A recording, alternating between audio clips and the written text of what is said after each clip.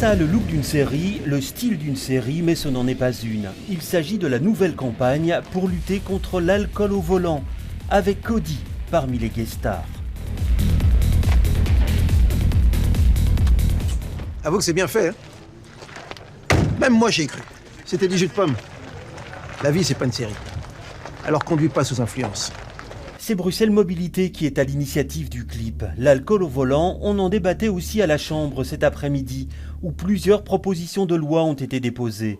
L'une émane du MR qui défend une diminution du taux d'alcoolémie autorisé à 0,2 g, mais uniquement pour les conducteurs novices qui ont leur permis depuis moins de 3 ans. La plupart des études révèlent que les personnes qui commencent, qui débutent, qui sont novices, c'est-à-dire qui ont moins de 3 ans de conduite, n'ont pas encore les bons réflexes, sont parfois plus fragiles au sein de la circulation. Et donc, c'est un public plus spécifique vis-à-vis duquel nous devons avoir une attitude qui serait d'ailleurs une attitude circonstanciée aux yeux de l'Europe, puisque pas mal de pays européens, aujourd'hui plus d'une vingtaine, ont déjà adopté cette mesure. Mais le SPA et Groen vont plus loin et proposent une tolérance zéro pour tous les conducteurs.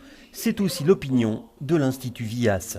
Nous avons calculé qu'on pourrait sauver la vie d'environ 17 personnes dans le meilleur des cas lorsqu'il y aurait cette tolérance zéro pour tout le monde, et on éviterait entre 300 et 350 blessés. Tant la police fédérale que les zones de police locales se sont montrées favorables à la tolérance zéro pour tout le monde.